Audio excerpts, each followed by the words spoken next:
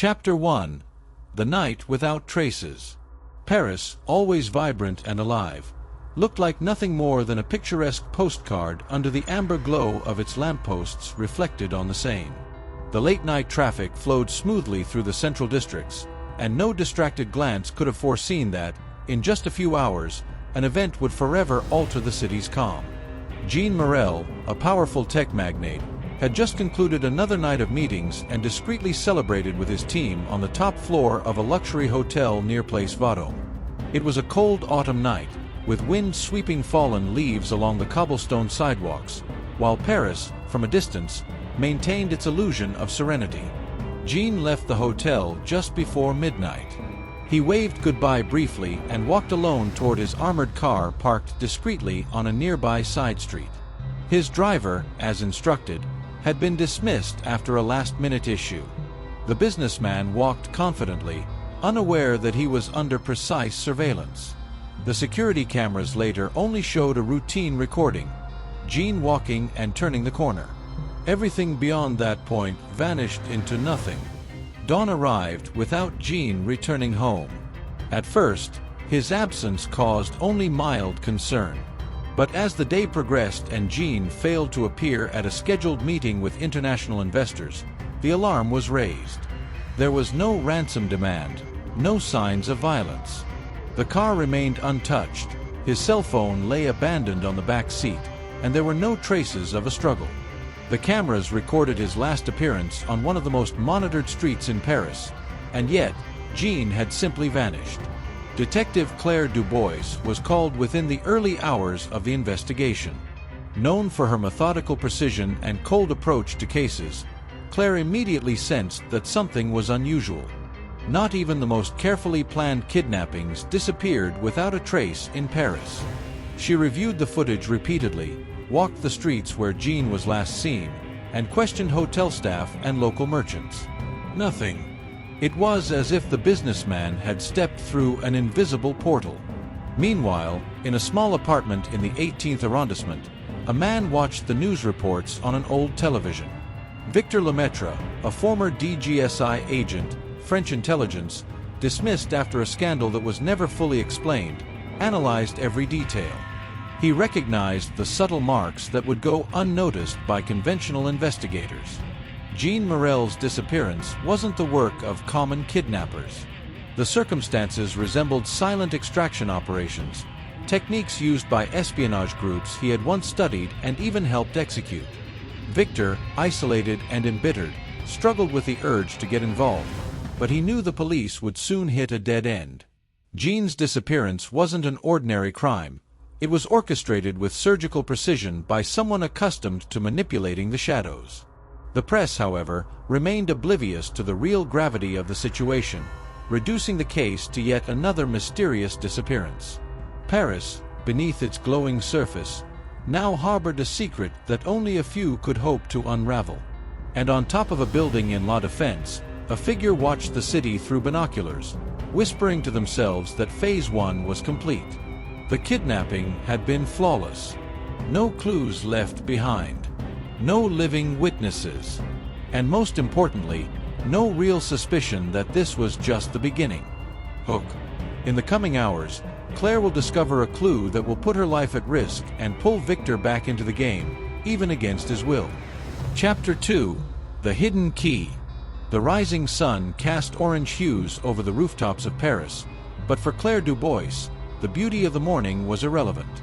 Since the early hours, she wandered the surroundings of Jean Morel's last known location, determined to spot any anomaly. The absence of physical evidence was frustrating, and interviews with hotel staff and locals offered nothing valuable. However, while reviewing the security footage once more, something caught her attention. It wasn't Jean, nor a suspicious individual, but rather a discreet white van, unmarked, that remained parked for less than 3 minutes on the side street where Jean disappeared. Its arrival and departure were precisely timed. The interval between Jean's disappearance and the van's movement was too perfect to be mere coincidence. Claire took the footage to the headquarters of the police judiciaire, but her superior downplayed its importance, attributing the vehicle to night workers or city maintenance. Still, Claire's intuition insisted this clue was essential. Determined, she began investigating vehicle records and cross-referencing Paris traffic data on her own. Meanwhile, Victor Lemaitre, increasingly uneasy, immersed himself in the news. He knew the characteristics of the disappearance carried the signature of a highly sophisticated extraction. The van, if indeed involved, suggested the use of the clean extraction method, a tactic employed by intelligence agencies to remove targets from urban areas without leaving traces. Victor remembered operations he had once conducted, where discretion was the key to survival. Seeing Paris, his own city, becoming the stage for something similar, stirred both fascination and fear within him. Later that day, Claire personally walked the area where the van had been spotted. Carefully observing the street, she noticed a small detail most would ignore: a faint oil trail that ended abruptly at the entrance of an old, long-sealed service tunnel. The entrance, disguised by a rusty gate and partially covered by ivy, seemed insignificant, but the trail led straight to it. Aware that accessing the tunnel without permission was risky, Claire hesitated. However, the suspicion that the clue was legitimate overcame her caution. As she gently pushed the gate, she realized that the lock had been replaced recently. Nothing seemed accidental. That night, while analyzing the location alone in her apartment, Claire received an unexpected visitor. Victor Lemaitre waited outside, cloaked in the chilly night, claiming he could help her understand what was truly happening. Without directly identifying himself, he hinted that Jean Morel's extraction was the work of professionals who knew how to avoid curious eyes. Victor subtly revealed that the disappearance could have far-reaching consequences, far beyond a simple kidnapping for ransom. Claire, although skeptical, knew she needed someone with Victor's knowledge. The key to unraveling Jean's disappearance might lie in the shadows where the former agent still navigated with unsettling ease. Meanwhile, inside an abandoned hangar on the outskirts of Paris, Jean Morel remained bound and under silent surveillance. None of the kidnappers uttered a word. The businessman began to realize that the motive behind his captivity was not connected to his fortune, but to something he himself had yet to understand. Hook. At dawn, Claire will discover an ancient map of Paris, revealing that the sealed tunnel is part of a forgotten underground network, and possibly the key to unlocking Jean's disappearance. Chapter 3. The Secret Catacombs. The cold of the morning invaded Claire's improvised office as she examined, for what felt like the 1000th time, the historical records of Paris. The old map, found among neglected police files, revealed a hidden network of underground tunnels beneath the central district. The tunnel linked to Jean's disappearance was just one of many forgotten passages connecting catacombs, storage rooms, and escape routes used for centuries, from times of war to secret conspiracies. Victor, though reluctant, could not hide his surprise upon seeing the map. He knew about Paris underground systems, but that specific section was missing even from DGSI's confidential archives. This meant they were dealing with an organization that either had unprecedented access to classified information or knew Paris far better than anyone officially trained. Determined, Claire decided to personally explore the entrance she had discovered. That night, without backup to avoid bureaucratic interference, she descended into the tunnel equipped only with a flashlight and her instincts. The damp stone walls, the musty smell of dust and time, and the oppressive darkness created a tension-heavy atmosphere. Following faint tracks, she noticed clear signs of recent activity. Footprints, narrow tire marks, and even ropes and hooks hanging from the passages. This was no abandoned structure. It was being used strategically. At a certain point, Claire found a bifurcation absent from the old map. Without hesitation, she chose the less obvious route, guided by her understanding of how covert organizations operate. Soon, she stumbled upon a semi-hidden compartment, set up as a temporary surveillance base. Inside, encrypted radios, detailed maps, and modern equipment made it clear this was the operational core of a well-organized cell. Claire, unaware she was being watched, examined the materials meticulously. Meanwhile, Victor observed her discreetly from the shadows, ensuring she wasn't followed. His instincts screamed that they were facing not mere criminals, but a well-funded, professionally trained espionage network. Unbeknownst to both, hidden cameras transmitted every movement to a dark room where the mentor, the mastermind behind it all, watched with unsettling calm. Claire and Victor were playing precisely into the scenario he had designed. The next morning, as Paris awakened, Claire returned to the surface only to be summoned to the police judiciaire's headquarters. To her shock, she was informed that the case had been reassigned to a special division and she was officially removed. The official explanation was that Jean Morel's disappearance was now classified as a matter of national security. The news hit Claire like a blow. Her only chance now was to continue off the books, relying on Victor's expertise. She realized that, without official backing, they would be risking not only their careers but their lives. At the same time, Jean Morel, still imprisoned in the abandoned hangar, received an unexpected visitor, a woman in a sharp, military-style uniform, standing out among the masked kidnappers. She calmly informed Jean that his knowledge of a certain secret project hidden within his own company was the true reason for his abduction. It wasn't about ransom. It was about something much bigger. The kidnapping of Jean Morel was only the tip of a dark iceberg now devouring the underbelly of Paris. Major turning point. Claire officially loses control of the investigation, and the case, once thought to be a simple kidnapping, reveals connections to a project capable of altering the balance of power across Europe. Chapter 4. The Double Game. With the case officially out of her hands, Claire Dubois faced a decision that could cost her not just her career, but her life. Yet, giving up had never been an option. Determined to pursue the case from the shadows, she decided to temporarily ally herself with Victor Lemaitre, whose experience in clandestine operations might be the key to solving the mystery before it was buried under layers of bureaucracy. Victor, though hesitant, recognized a chance for redemption. Years earlier, he had been accused of conspiring against his own agency, but the truth had never come to light. Now, alongside Claire, he saw a way to settle scores and perhaps prevent something far worse than a simple kidnapping. Together, they carefully studied the ancient map and the information Claire had collected from the tunnel. Victor recognized familiar patterns. The base they had found resembled what intelligence circles called a ghost house, a temporary operational cell designed to host captives and carry out clandestine operations undetected. Meanwhile, Sophie Morel, Jean's daughter, frustrated by the evasive behavior of the police and her father's legal team, began her own investigation. Searching through her father's private archives, she uncovered references to a secretive initiative called Project Orion, which seemed embedded deep within the company's systems but had never been officially unveiled. Sophie, young and trained in information security, immediately suspected that the disappearance was linked to this mysterious project rather than a conventional ransom scheme. That night, Claire and Victor, using one of the forgotten access points to the catacombs, ventured deeper into the underground maze. The labyrinthine passages were filled with natural traps and collapsed sections, making every step a calculated risk. Yet, they found unmistakable signs of recent use, fresh footprints, makeshift power cables, and scattered supply caches. Victor was struck by the level of sophistication.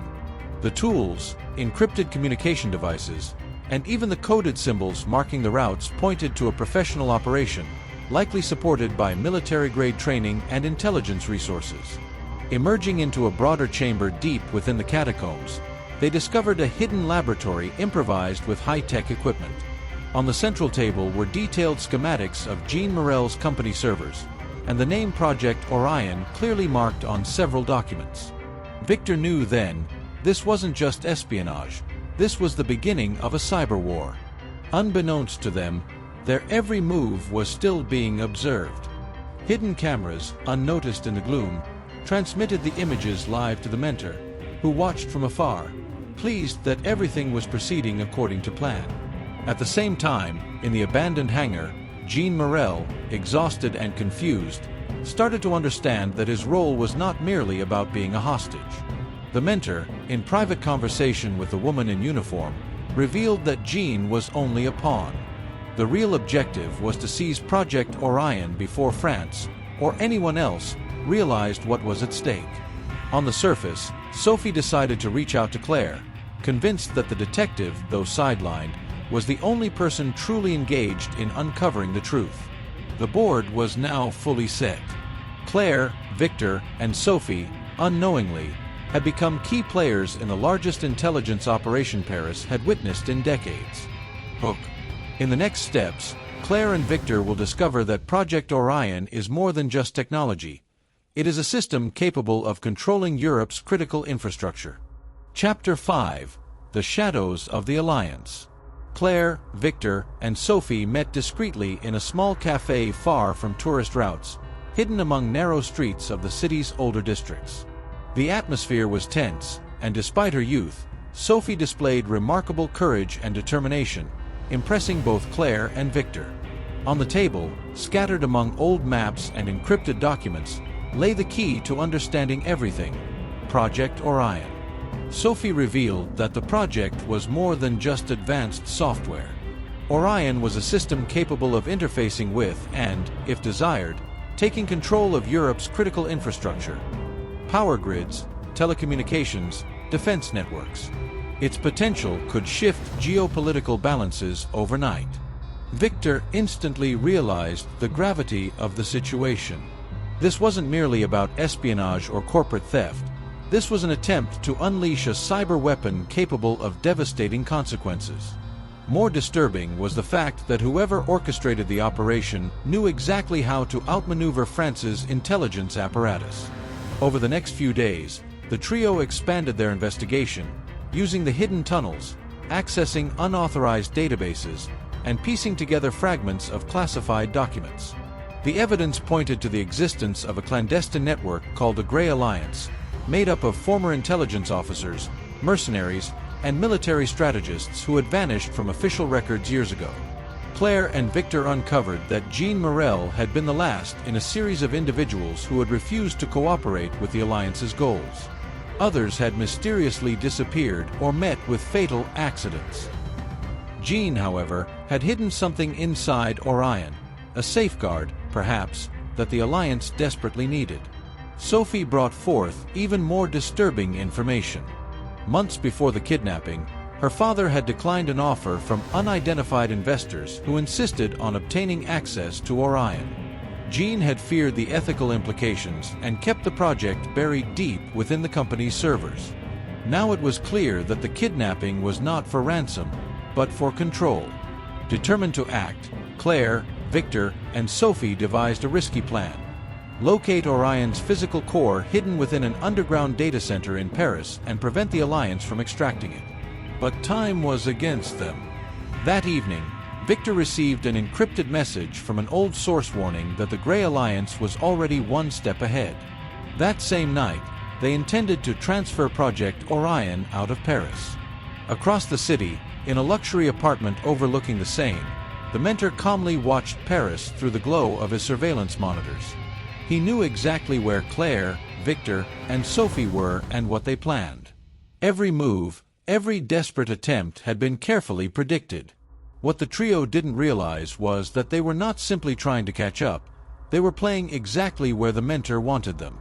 Hook. The following night, Claire, Victor, and Sophie will infiltrate the data center, unaware that the mentor is waiting and that betrayal is about to turn everything upside down. Chapter 6. The Glass Labyrinth. The night was cold and unforgiving as Claire, Victor, and Sophie positioned themselves near the abandoned metro station that secretly housed the underground data center. Hidden behind the facade of a neglected train depot, the location was nothing short of a fortress, blending cutting-edge technology with the ruins of Paris' older infrastructure. Surprisingly, when they breached the perimeter, they found no guards, no alarms, and no signs of resistance. The silence was suffocating. The halls were a strange blend of modern steel and crumbling stone, lit only by flickering emergency lights. For Victor, this was the most alarming detail of all. An empty stronghold meant only one thing: they had walked into a trap. As they ventured deeper, they found the core of the data center, a server room equipped with independent power systems, fully isolated from public networks. Yet, what they discovered chilled them to the bone. The data had already been copied. Project Orion was gone. The realization struck Claire and Victor simultaneously. Everything they had done, from following the van to infiltrating the catacombs, had been meticulously orchestrated by the mentor. They had been pawns, guided step by step to this very place. Almost instantly, silent security protocols activated. Heavy metal doors slammed shut, locking them inside. Deep underground, cut off from the surface, they were now trapped. Above them, unnoticed, the Grey Alliance agents quietly surrounded the station, ensuring that no one would escape. Victor's instincts, however, had prepared him for such a scenario. He revealed to Claire and Sophie that, during his private investigation, he had managed to implant a countermeasure into the very systems the mentor relied upon. A sequence of encrypted code designed to lock the stolen data and sever the Alliance's access permanently. The only problem, the final activation had to be triggered manually from the control room, located even deeper within the labyrinth. Claire took the lead.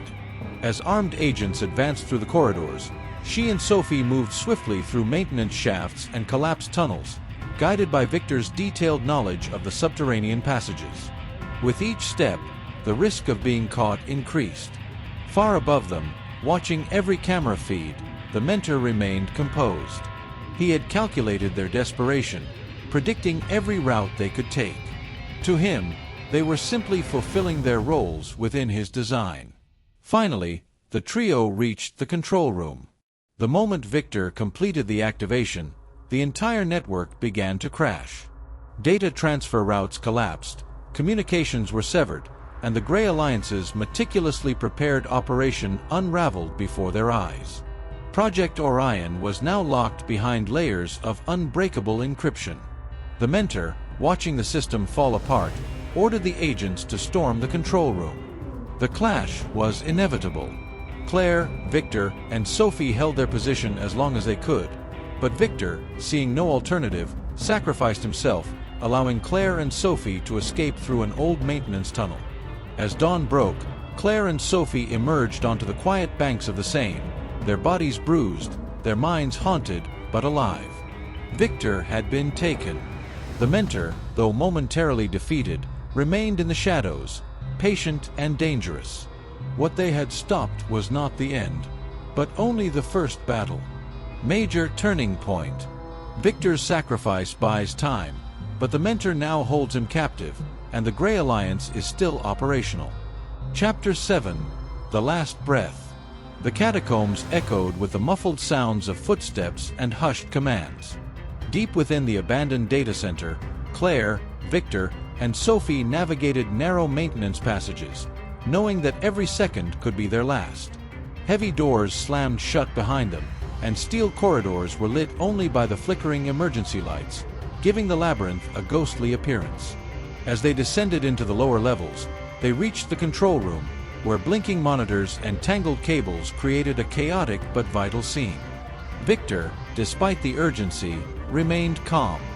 With practiced precision, he began initiating the counterattack, deploying the hidden code he had embedded into the system.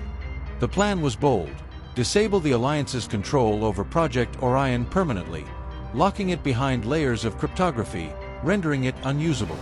Claire and Sophie fortified the entrances, using overturned furniture and locking auxiliary doors. The sound of approaching boots, echoing along the corridors, confirmed the inevitable: the agents were closing in. In his luxury hideout, the mentor observed everything through dozens of screens. His stoic demeanor cracked for a brief moment as he saw the network collapsing before his eyes. Warning signs appeared on every terminal: access denied, files corrupted, data pathways crumbling. He immediately ordered an assault on the control room. Dozens of paramilitary agents stormed the underground maze, closing the gap rapidly. Inside, Victor worked relentlessly, while Claire and Sophie fended off the invaders with what little they had. The situation became dire as the agents breached the first door. At the last possible second, Victor activated the final lockout. Orion's data went dark. The network, once so carefully controlled by the mentor, was rendered useless. Furious, the mentor ordered his agents to capture them alive. Realizing there was no time, Victor made a fateful choice. He triggered a diversion, drawing the agents' attention and sacrificing himself to allow Claire and Sophie to escape. Before being restrained, Victor managed to signal Claire with a subtle nod, assuring her that this was the only way. Following a maintenance shaft marked on Victor's old maps, Claire and Sophie escaped into the abandoned metro tunnels and, eventually, back to the surface. As they emerged on the banks of the Seine, dawn was breaking over Paris. The city, unaware of the silent war that had unfolded beneath its streets, went on with its routine. From afar, the mentor watched the sunrise, his expression unreadable. Although he had lost control of Orion, he had gained something else: leverage. With Victor in his possession and agents still embedded within European agencies, he knew this was only the beginning. For Claire and Sophie, the victory was bittersweet. They had stopped the immediate threat, but at the cost of a trusted ally, and with the ominous certainty that the Grey Alliance was far from defeated. Climax. Victor is captured. Orion is safe, but the mentor and his organization remain hidden, more dangerous than ever. Chapter 8. The Silence of Paris. The morning was overcast as Claire and Sophie, now fugitives in their own city, retreated to an old apartment in Montmartre. Paris, under the weight of gray clouds, seemed unaware of the silent battle that had unfolded beneath its streets. Inside, the two women worked tirelessly, piecing together the last fragments of information left by Victor. Through encrypted files and hidden notes, they uncovered the ultimate truth: the mentor was no ghost operative. His real identity was René Vallois, a high-ranking official within the French Ministry of Defense, responsible for overseeing national security operations. It was Vallois who had diverted the investigation, controlled the media narrative, and ensured that Project Orion remained beyond the reach of the authorities. Claire immediately realized the scale of the betrayal. Vallois had used his position to build the Grey Alliance, recruiting dissident agents and manipulating crises to fund and conceal his private network. His goal wasn't just Orion, it was to prove to the world, and to France itself, that existing governments were too weak to protect their people without him. Claire, Sophie, and a handful of Victor's remaining contacts within the DGSI launched a final operation. Using the tunnels, they infiltrated the outskirts of Paris, targeting a decommissioned military bunker where Victor was being held and where the mentor intended to resume control of the now crippled Orion system. Inside the fortress, Victor, bruised but unbroken, endured relentless pressure from Vallois to unlock the system. He refused, knowing that Claire was still out there. His faith was rewarded when, under cover of night, Claire and Sophie breached the facility with the help of loyal agents. The surprise assault disrupted the mentor's plans, forcing him to retreat deeper into the bunker. In the final confrontation, deep within the labyrinth of the fortress, Claire confronted Vallois. Without his usual calm, Vallois revealed that Project Orion was never just about power grids or security networks. It was about control. Whoever held Orion could manipulate nations without ever firing a bullet.